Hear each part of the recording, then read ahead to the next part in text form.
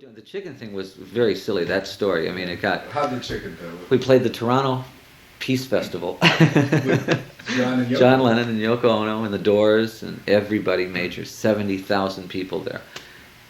The promoters had seen our show, and they said they told, they said, listen, we know Alice Cooper is not, it's not a major act at this point, but you don't want to go on after him. Because they, realized what we were going to do. We were going to, it was going to be hard to upstage this act, And so we went on just at dusk.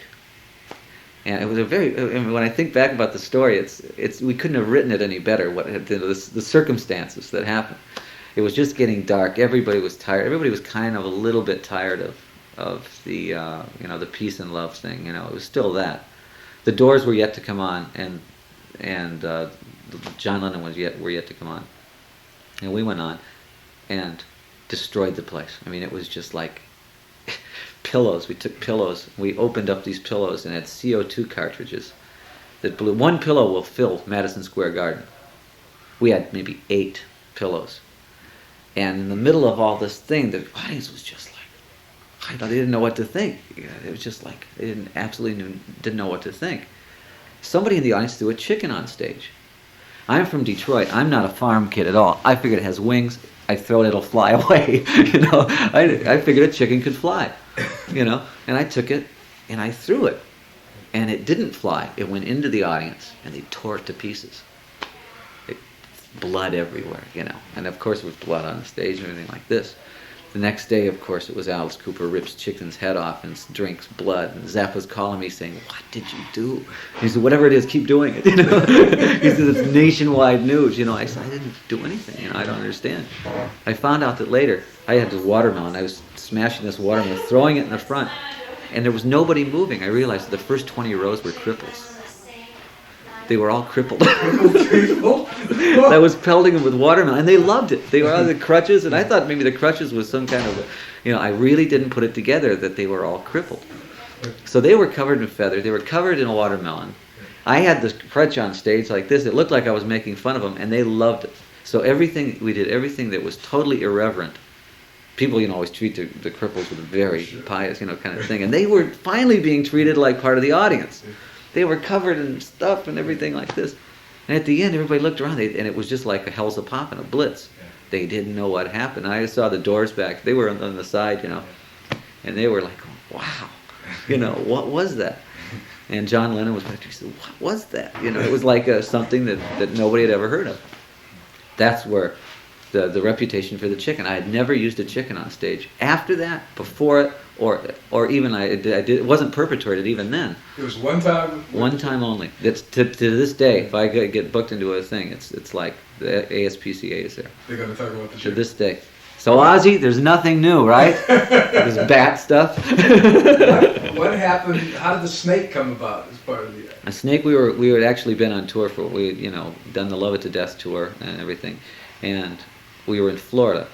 And always up for something that nobody had done. I was terrified of snakes myself at this point, and somebody had one backstage, a boa constrictor about this big, and I touched it and everything. I realized it wasn't going to bite me or anything, and I said, that's probably the strongest image of anything in the world is a snake. You bring that up, and it had to go on stage then, and all you really had to do is bring it out. It didn't have to do anything with it. You just did a song with it wrapping around your arm, and the next thing you know, it was 15 feet long, and it was the biggest snake anybody had ever seen, But then we really did work on that. We said, okay, well then, if that works, let's get a gigantic snake. Let's get a 14-foot boa constrictor. Because, for one thing, I realized that it meant 20 different things to 20 different people.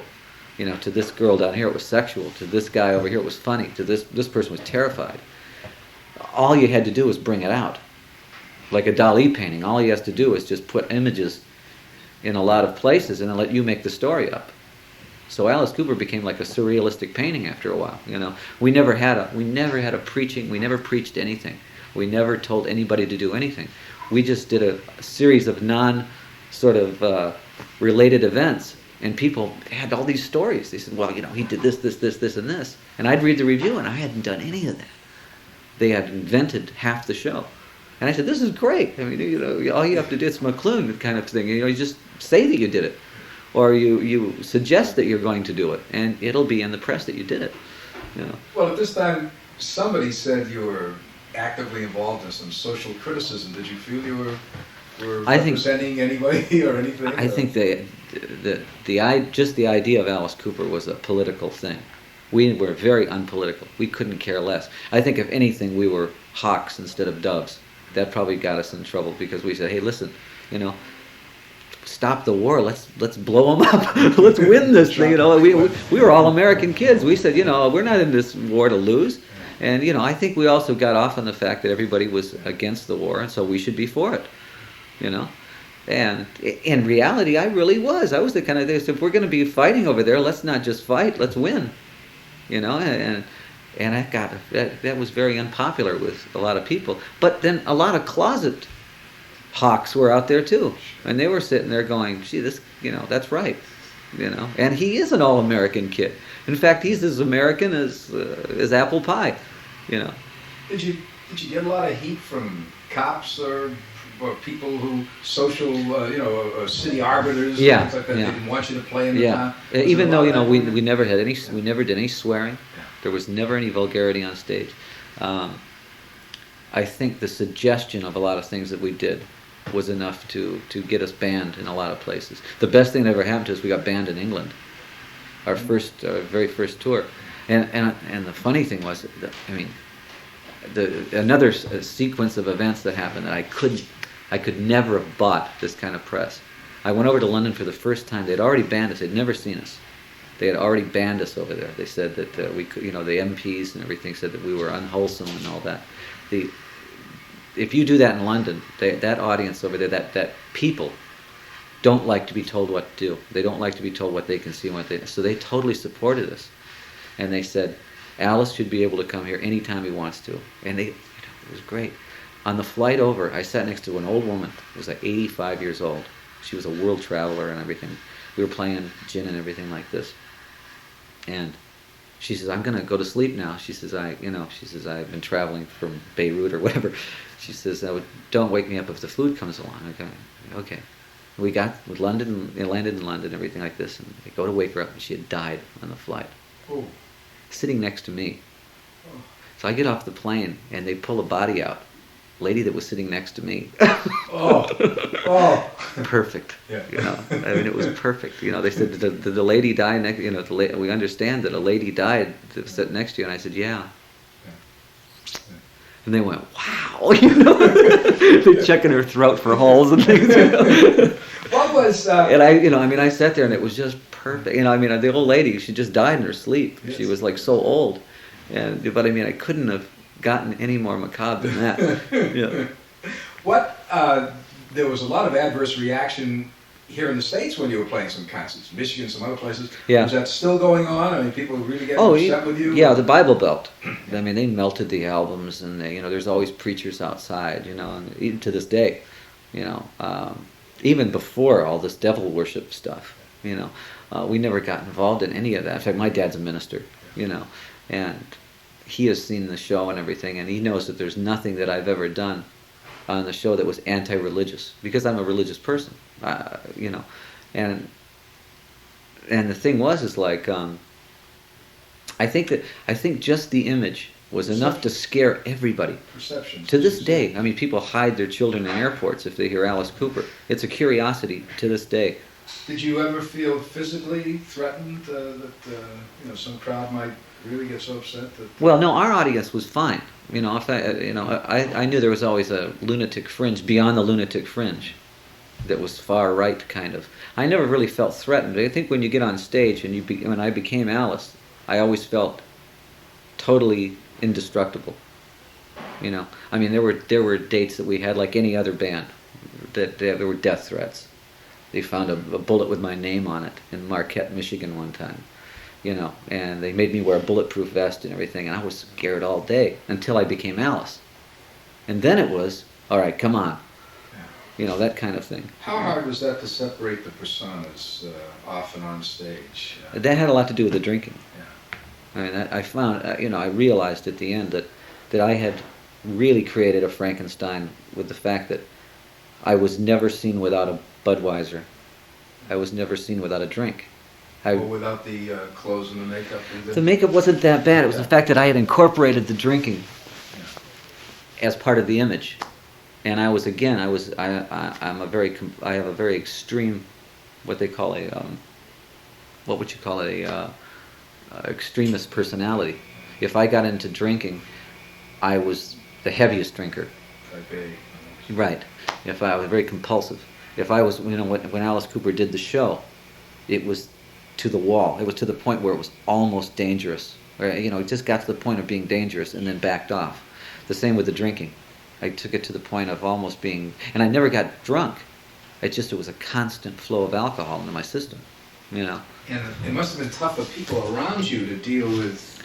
I was just like this. Yeah. When I was drinking, then I was exactly this same personality. Nobody even knew I was that heavy an alcoholic, because they figured it was part of a prop. Chef didn't know that I was that heavy of a drinker till much later. They figured that prop was just a prop, and because I maintained, I never slurred a word. I never stumbled. I went to a show and never missed a word in the I never missed an interview. So there was no apparent damage from the alcohol, even though it was damaging me. Sure. But could you come off stage after being Superman up there and come gaff me, and just slip back into being a guy again? Yeah, I was always the guy, but at the same time I was always had a drink again. That was sort of like mellowing me out. It was so funny because it was just like the attitude I put on the drink. Either I had it there to get me up. If I drank whiskey, it was like an upper to me. It wasn't like a depressant. At least that's the way I thought about it. And the same. And then after the show, I said, "Well, I'll have a drink to calm down." So it really didn't matter. I was just going to drink no matter what. It was just it depended on where I was going to be. Then it got to the point where, I depended on the drink. It was for fun for a long time. Then I got to the point where I realized if I was going to do an interview, I had to have like 3 or 4 beers. Was this while you were still red hot? Oh yeah, it was during the whole career. Oh, during the whole career. During the whole career. No, there was no way to know it. There was just no way. I didn't spend that much time on it, but there was still no way to know. Yeah, that was the thing. I mean, like the doctor said, if you would have been forgetting what you were doing, if you would have done lousy shows, if you would have had hangovers, you should have, prayed for hangovers, never had hangovers. They said it would have been so much better for you because it would have stopped, it would have controlled the drinking, but it never did. It was just a constant. There were 10 years like that. I was drinking a bottle and a half of VO a day, and that was not exaggerating. That was like a constant flow. And really quietly. Yeah. Very quietly. Yeah. Back to the records again. After the 18 and that album, then you made the real hit album with the singles, the Schools Out. Yeah, Schools Out was that was the one that really, and that was.